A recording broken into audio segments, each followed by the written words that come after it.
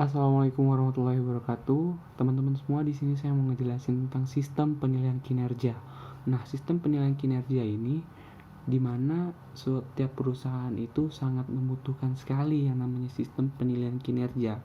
Untuk apa?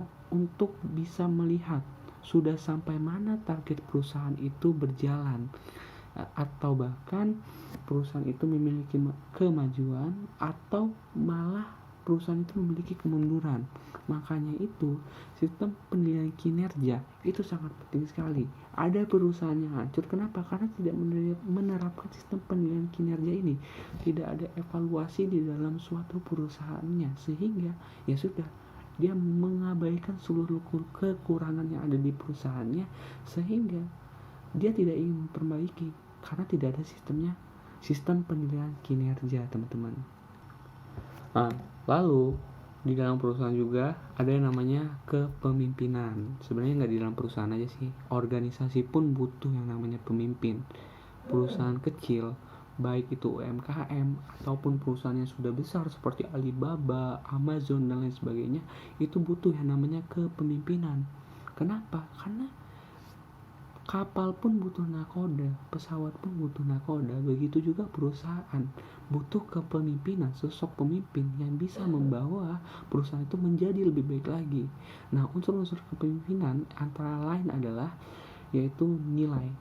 Seorang pemimpin harus memiliki value terhadap karyawannya sendiri, harus bisa dicontoh, harus bisa menjadi panutan dan bisa menjadi suri tauladan yang baik untuk karyawan-karyawannya sendiri. Lalu seorang pemimpin harus mampu mempengaruhi, harus bisa mempengaruhi bawahan-bawahannya untuk melakukan sesuatu agar bisa menjadi lebih baik lagi. Yang ketiga adalah kekuasaan. Kekuasaan dalam artian pemimpin harus mampu untuk memberikan perintah terhadap bawahan-bawahannya. Itulah pemimpin yang baik, teman-teman semua. Nah, lalu yang ketiga adalah komunikasi. Komunikasi ini sangat penting sekali di dalam suatu perusahaan. Kenapa? Karena komunikasi ini harus menyelaraskan antara atasan dan bawahan, teman-teman semua. Nah, komunikasi itu apa sih?